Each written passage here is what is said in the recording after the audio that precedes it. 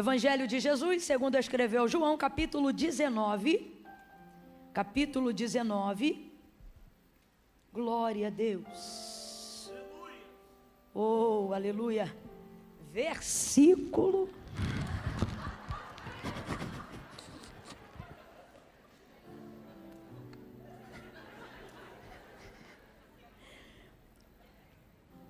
23.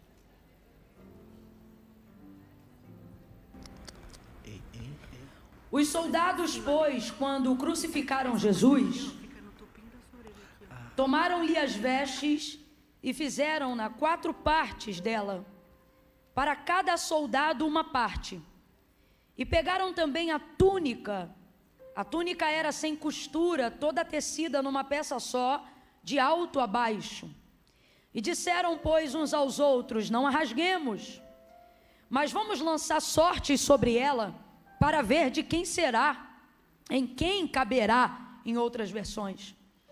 E isto aconteceu para que se cumprisse a escritura que dizia: repartiram entre si as minhas vestes, e sobre a minha túnica lançaram sortes. Foi isso que fizeram os soldados. Versículo 28. Depois, vendo Jesus que tudo já estava consumado, para que se cumprisse a escritura, disse: tenho sede. E estava ali um vaso cheio de vinagre, e embeberam de vinagre uma esponja, e fixando-a num caniço de ísopo, lhe chegaram até a boca. Quando, pois, Jesus tomou o vinagre, ele disse: está consumado. E inclinando a cabeça, entregou o seu espírito. Então, os judeus, para que no sábado não ficassem os corpos na cruz, visto como era grande a preparação daquele sábado, rogaram-lhe a Pilatos que fossem quebradas as pernas e que fossem tirados de lá os crucificados. Os soldados foram e quebraram as pernas do primeiro e do outro que com ele havia sido crucificado. Mas chegando-se, porém, a Jesus, vendo.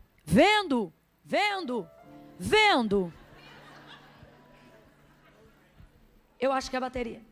Está vermelho, eu acho que é a bateria, será que não? Vendo.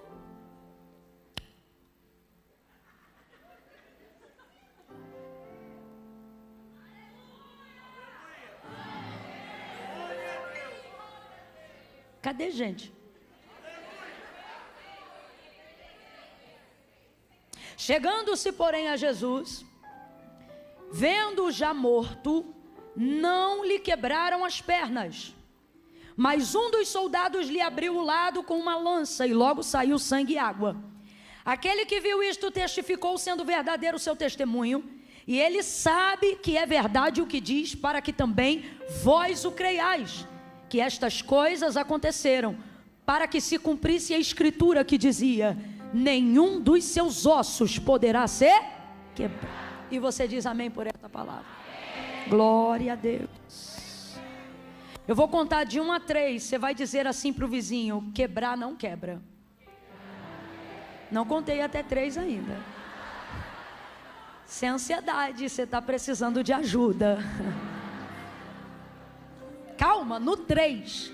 Quando eu disser 3, você vai olhar para o vizinho e vai dizer: quebrar ninguém quebra. Meu Deus. 1, 2, 3, vai! Ninguém quebra.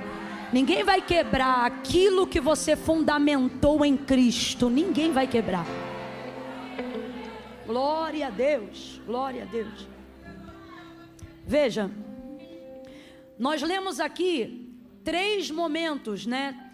3 cenas de um mesmo contexto, de um mesmo capítulo da crucificação de Jesus. Esse momento foi, sem dúvida, um momento literalmente crucial da nossa vida e do ministério de Cristo aqui na terra. É por causa desse momento que nós estamos aqui. Foi para este momento que ele foi enviado. Então esse momento envolveu muita coisa. Envolveu coisas antes, durante e depois. Antes, rejeição, abandono, escárnio, açoite, coroa de espinho. Sem dúvida a gente está falando de um dos momentos mais difíceis da vida de Jesus. Jesus foi traído por Judas, negado por Pedro. Seus discípulos se dispersaram dele nesse momento. João foi o único que, assim como Maria, mãe de Jesus, e Maria Madalena conseguiram ir até o Calvário. E tantas coisas estão acontecendo nesse momento. Ele já tomou 40 açoites, já foi açoitado severamente. Está sofrendo agora muita dor tentando respirar. O seu pulmão está sendo sufocado com o seu sangue. E ele está pendurado com ferros que raspam entre as suas juntas para pregar seu corpo no madeiro. Então eu estou falando de uma dor constante, contínua e latente. E vivendo esse momento agora, sem dúvida, a maior dor de todas. E não é a dor no corpo, é a dor no espírito, de perceber que nem o rosto do seu pai, seu Abba, Deus, que sempre esteve em sua direção enquanto ele cumpria a sua vocação aqui na terra, naquele momento se vira e não está mais em seu favor. É a primeira vez que ele sabe que não está sendo visto por Deus. Elohim, Elohim, labak sabatani, Deus meu, por quê me desamparaste? Então veja, se nós nos sentimos solitários, entristecidos, vez ou outra deprimidos, confusos, angustiados, tendo amigos ou o auxílio do Espírito Santo ao nosso lado, imagine como está o contexto da alma, da mente, do corpo de alguém que foi desamparado completamente. Ainda que outra pessoa passasse um momento de dor semelhante no que tange a carne, isso jamais se compararia ao que Jesus passou, porque nós estamos falando da tricotomia de um ser que ficou totalmente isolada e sozinha. É uma experiência que a gente não saberia nem como narrar aqui nessa noite, porque ninguém antes dele e nunca jamais por causa dele, ninguém depois dele jamais saberá o que é abandono completo na tricotomia do ser. Só ele soube o que é isso, na pele, na alma, no espírito. E esse momento foi um momento de trevas na terra. Coisas muito estranhas aconteceram nesse momento. A dispersão dos seus discípulos, e aquele que se auto-intitula como o discípulo a qual Jesus amava, está ali, mas está num cenário aonde é natural perguntar-se: o que aconteceu com o meu herói? Com aquele que faz os cegos verem, os surdos ouvirem, os coxos andarem. E essa ideia é corroborada pelos soldados e por muitos outros fariseus que estão ali à volta, dizendo: ora, se é o Filho de Deus, por que não salva a si mesmo? Por que ele não desce? Então a gente está falando do alto nível de vitupério, de escárnio, de vergonha. E João está naquele contexto. Maria não para de chorar. Maria, mãe de Jesus, começa a chorar copiosamente. E ela é a educadora do Filho de Deus. Então para ela não é só Deus que está ali, mas o menino que ela criou desde que nasceu em seu ventre, de fato a sua mãe. E ela entra numa crise de choro. E o texto diz que ela chora tanto e sente essa sensação de abandono, só um parênteses, a ponto de Jesus ter que promover uma adoção imediata para consolar ela. Que é quando Jesus olha para João e diz: olha, filho, eis aí a tua mãe. Olha, mulher, eis aí o teu filho. E desde aquele dia João passou a receber Maria em sua casa, para que houvesse um consolo. Então a gente está falando de muita dor. Completa para mim, para eu ter certeza que você está me acompanhando. A gente está falando de muita Vamos, a gente está falando de muita dor. A gente está falando de caos completo. A gente está falando de um acervo na mente de João. Se coloque agora no lugar de João, porque ele é a testemunha de tudo que nós lemos hoje aqui. A gente está falando de alguém que tem um acervo de promessas na cabeça, que durante 3 anos e meio, quanto tempo, gente? Andou com ele, almoçou com ele, jantou com ele, viu milagres, foi mentorado por ele, renunciou à empresa, CNPJ por amor a ele, deixou absolutamente tudo para segui-lo, acreditando em cada uma das suas palavras. Quais palavras? Ele é o Filho de Deus, ele é o Messias, ele é o Verbo vivo que se fez carne, ele é o Alfa, ele é o Ômega, ele é o primeiro, ele é o último, ele é o esperado das nações, o desejado dos milhares. Ele acreditava em tudo. Rosa de Saron, lírio dos vales, ele é o Cordeiro que tira o pecado do mundo. Este foi o testemunho que João Batista ouvia. O leão da tribo de Judá vai rugir e vai resgatar o seu povo. Olha, ele é o nosso herói. Então eu vou largar a empresa, eu vou deixar minha família uns dias, e se tiver alguém que não concorde comigo, eu estou disposto a deixar pai, mãe e tudo por amor a Ele, porque Ele é tudo que eu aguardo, é tudo que eu espero, é tudo que faz valer a pena qualquer coisa que eu passe, qualquer coisa que eu faça, ou qualquer coisa que eu esteja disposto a deixar de fazer, dele, por Ele, para Ele. Então pense, eu estou falando de homens que largaram tudo, tiveram problemas familiares, problemas financeiros, mas vale a pena. É Ele, por Ele vamos largar, por Ele vamos seguir, por Ele vamos deixar, por Ele vai valer a pena. É Ele, é o Filho de Deus, Pedro, é o Filho de Deus, João, é o prometido de Isaías, é aquele que nós esperávamos vir, é o cumpridor de promessas. Veja como Ele cura, veja como Ele restaura, veja como Ele levanta, veja como Ele ajuda, veja como Ele consola. As suas palavras são poderosas. É Ele, é Ele, é Ele. Só que agora é Ele fragilizado, vulnerável. Agora é Ele sangrando e cheio de hematomas.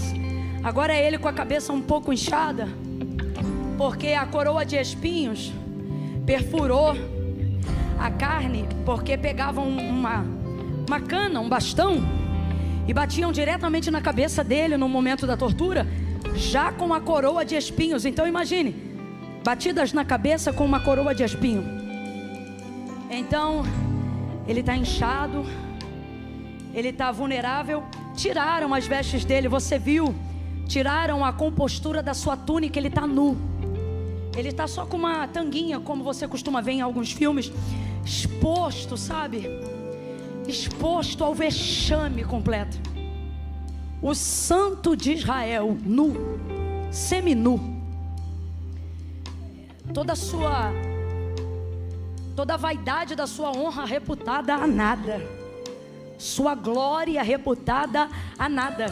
E estão pensando assim: nós fizemos isso com ele. Roma pensa: nós fizemos isso com ele. Os fariseus e sumos sacerdotes pensam: nós vencemos, nós fizemos isso com ele. Mas o que o apóstolo Paulo vai escrever quando escreve a Roma é que não foi ninguém que fez isso com ele. Ele fez isso com ele. Ele fez isso por nós. Ele fez isso por Deus. Deus fez isso por nós. Ele não usurpou, ele não se valeu de ser Deus, mas antes abdicou de toda a sua glória, se fez homem como nós, carne como nós. Aí João vai escrever assim: olha, e vimos a sua glória como a glória do unigênito do Pai, cheio de graça, cheio de justiça, cheio de verdade. Então eu estou falando de um João que agora está vendo Jesus no Calvário, mas esse Jesus é o espelho contraditório de tudo que motivou ele a segui-lo até hoje. Ali não há força, ali não há inspiração, ali não há motivação, ali só tem dor, rejeição, abandono, pecado. Mas João fica até o final. Como é que João consegue ficar até o final? Por que João fica até o final? E o próprio João vai descrever para a gente o que fez ele permanecer ali. Eu amo muito essa passagem e eu nunca começo a pregá-la dessa maneira. Eu sempre começo a pregá-la a partir de Gênesis 1, depois eu passo para João 1 e eu termino em João 19. Só que nessa noite, Deus aqui em nosso meio falou para eu falar sobre como João evidentemente sentia-se nessa hora.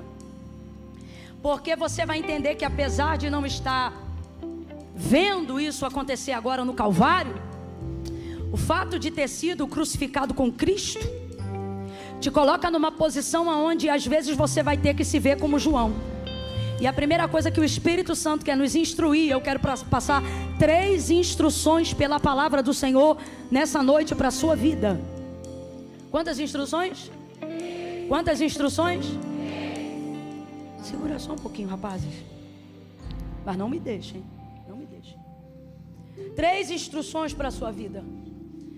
Veja, primeira delas, o que não vai me fazer desesperar-me nesses momentos de dor, aonde eu penso que as promessas de Deus já não fazem mais sentido na minha vida. Porque, gente, a gente está falando aqui do espelho contraditório do Calvário com o poder de Deus. Ali é fraqueza, ali é rejeição, ali é abandono. Mas na verdade tudo aquilo culmina o poder, a glória que há de ser revelada. Só que para quem está vivendo essa realidade no tempo presente, é muito contraditório. Você não consegue nem se lembrar de tudo que ele falou. Por quê? Porque diante do que você está vivendo agora não faz sentido. Deus falou com você sobre prosperidade, você nunca deveu tanto na sua vida. Deus falou com você sobre honra, você nunca se viu em situações tão humilhantes quanto aquelas que você tem passado agora. Deus falou com você sobre ministério, sobre chamado, e a sua vida nunca foi tão medíocre espiritualmente. Então são coisas contraditórias diante daquilo que Deus falou, e isso vai bugando a sua mente. Então me parece que assim como João, você também está num ambiente aonde tudo aponta para caos, aonde tudo aponta para dor, aonde as respostas parecem não fazer sentido diante das perguntas que você vem cultivando. Só que num momento como esse, normalmente quem fala é a nossa alma e não o espírito. A nossa alma quer tomar frente num momento ápice de dor, de desespero, de luto, de desemprego, de falta de dinheiro, de problema de saúde, de enfermidade, de diagnóstico, de laudo médico. Eu não sei qual é o teu calvário, mas num momento como esse, parece que tudo que você ouviu até aqui não faz sentido nenhum. Você não vai ser pregador a nada, você nunca vai ser pastor, você não vai ter família nenhuma, a tua empresa não vai desenvolver, você nunca vai crescer, parece tudo contraditório, a mensagem parece essa. É difícil crer, porque a alma toma conta desse momento. Agora, aonde está a instrução? Fica aqui a pergunta: por que que a alma de João não entrou no cenário? A alma de todo mundo entrou no cenário, gente. Como é que você sabe disso, Camila? Pedro negou 3 vezes. Quem negou? O espírito? Não, a alma, o desespero, a angústia. Quando falaram, tu és um deles, eu te vi com ele, eu não sei do que você está falando. Aí outro disse, você é um dos tais. Ele disse, eu não sou.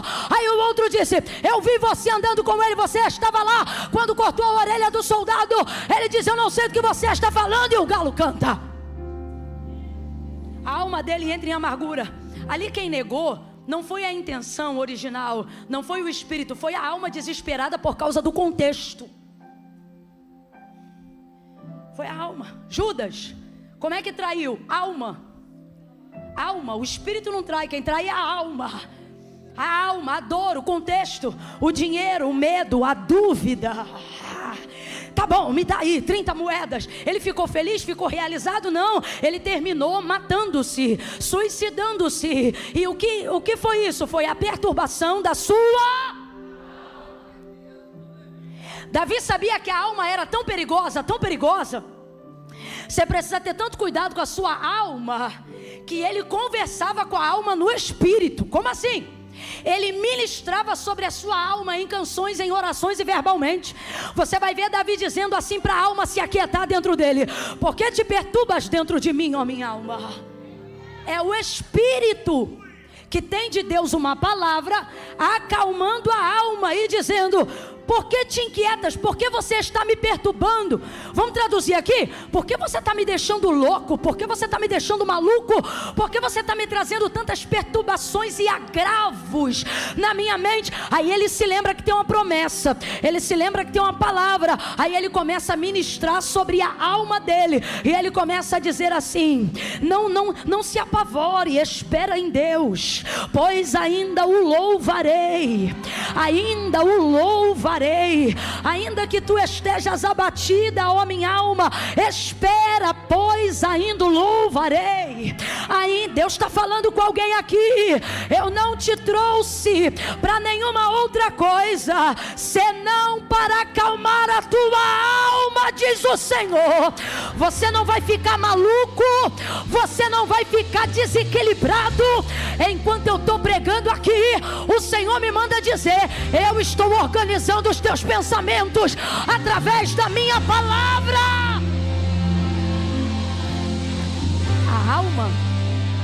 A alma faz isso, sabe, gente? A alma faz isso. Quando você quer dar na cara de alguém, é a alma. Ué, mas não é crente? É, mas tem alma. Quando você quer fazer um barraco, é a alma. É a alma. A alma quer dar show. A alma quer dar show. A alma reage imediatamente a circunstâncias, contextos, palavras. Por isso que só o Espírito tem o poder de dizer para a alma: se aquieta.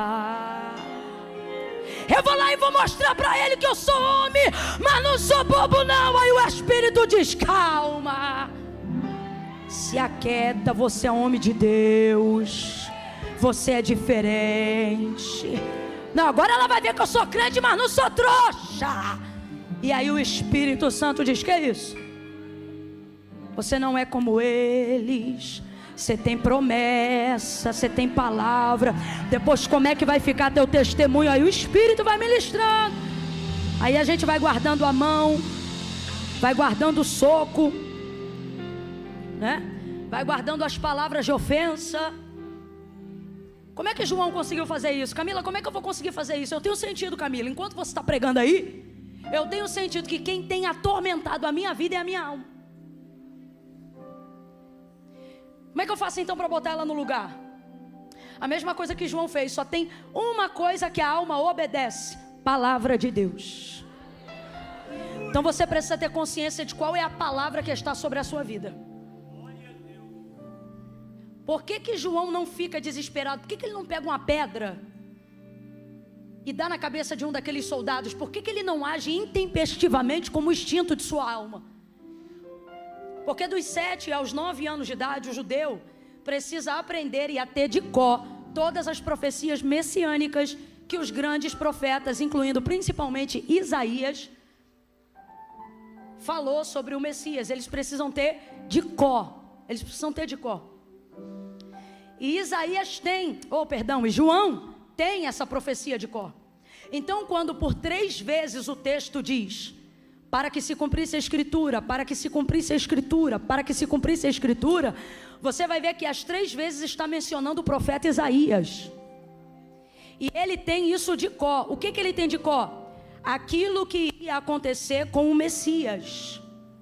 Então ali na hora, a alma dele pode estar tão descompensada quanto a alma da Maria. Só que ele consegue manter o controle no meio daquele caos. Por quê? Porque ele tem consciência completa de qual é a palavra que está regendo aquele momento. Presta atenção.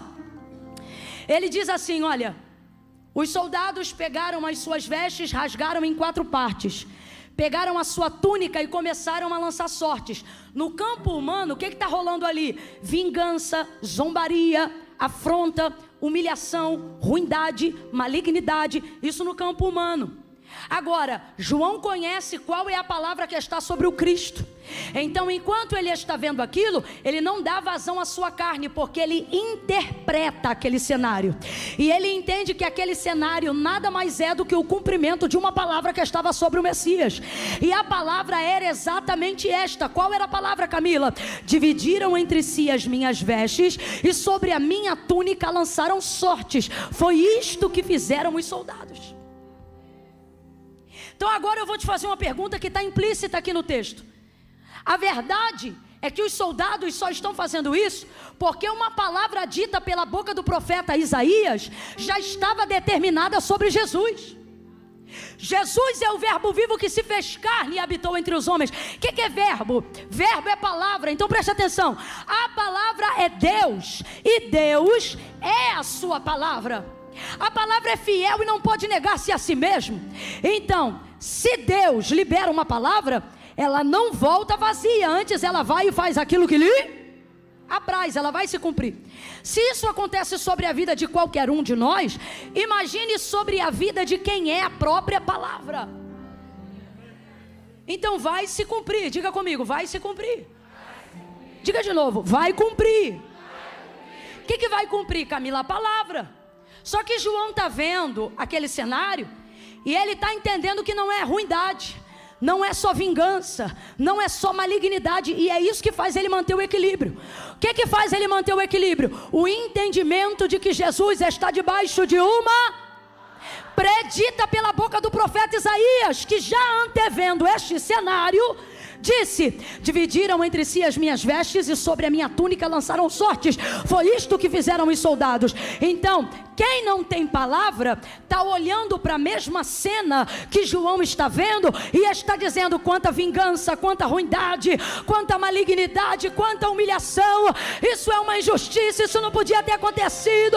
Como é que fizeram isso com ele? Pererê, parará, pararó, pururu. E João paradinho, calminho, olhando e entendendo o que isto aconteceu para se cumprir Então a maldade desses soldados é a palavra se cumprindo. A zombaria desses soldados é o plano de Deus em movimento. Toda essa humilhação está atendendo o propósito e o plano original do divino. Então tudo que aparentemente parece desastroso agora diante de mim, nada mais é do que a palavra de Deus em movimento no maior momento de dor, angústia e agonia. Aí ele termina dizendo assim: quem fez isso foram os soldados. E aí eu pergunto para você: se tudo que está acontecendo aqui está acontecendo porque havia uma palavra para que isto acontecesse, quem fez isso? A palavra ou os soldados? Mas ele também diz que foi isso que fizeram os soldados. Então eu te pergunto de novo: quem fez isso? Eu queria isso mesmo, dividir as opiniões. Porque se você olhar com carinho, a resposta mais correta deve ser os dois. Porque a palavra se cumpriu através. Não foi isso? Sim ou não? Sim ou não? Então veja, quando eu estou debaixo de uma palavra e quando eu tenho consciência de que palavra eu estou debaixo, até quem me odeia está cooperando, até quem me persegue está contribuindo.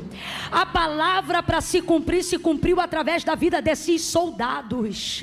Eles pensam que são eles que estão zombando, eles pensam que são eles que estão fazendo aquilo tudo, mas na verdade eles estão debaixo da batuta do Espírito Santo, que está comandando cada fração de segundos daquele momento. É o Espírito Santo, é a palavra de Deus comandando cada segundo daquele momento. O que eu estou falando aqui é tão sério, que você vai ver que quando Jesus é crucificado, Ele perdoa os pecados de todos aqueles que o reconhecem como Filho de Deus. Então a cruz traz salvação para todos, a cruz traz perdão para todos. Mas como Jesus sabia qual era a palavra que estava sobre ele, ele mesmo antes de morrer vai fazer uma oração para o Pai. E ele vai dizer assim: Pai, eu te peço, não lhes impute este pecado. Essa oração ele está fazendo pelos soldados.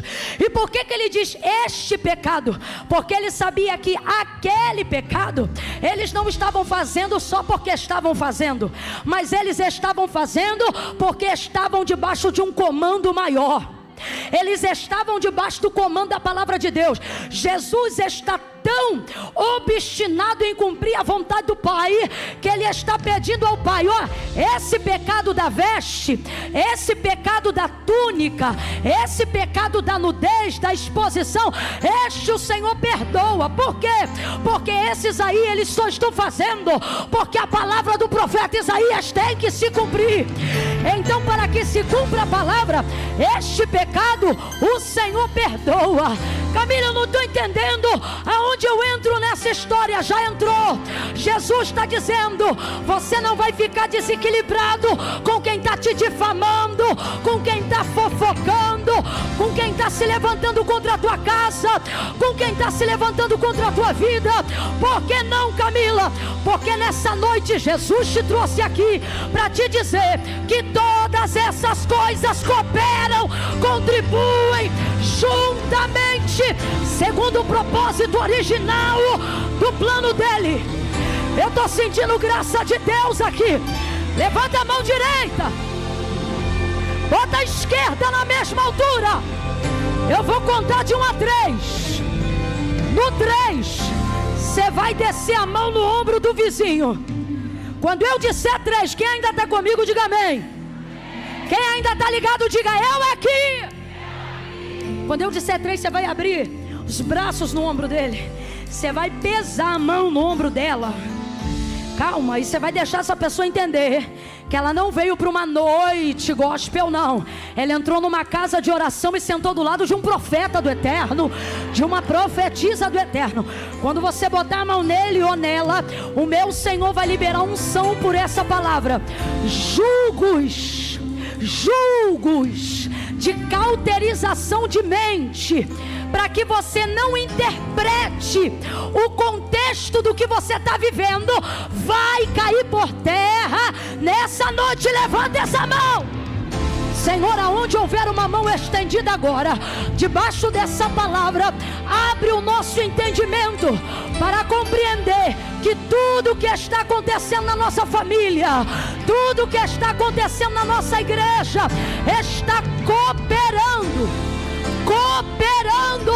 para o cumprimento da tua palavra. É 1, prepare. 2, quando eu disser 3, você vai botar a mão no ombro dele ou dela e vai dizer assim: você está debaixo da palavra. É 1, é 2, é 3. Diga: você está debaixo da palavra. Tua casa está debaixo da palavra. Tuas finanças estão debaixo de uma palavra.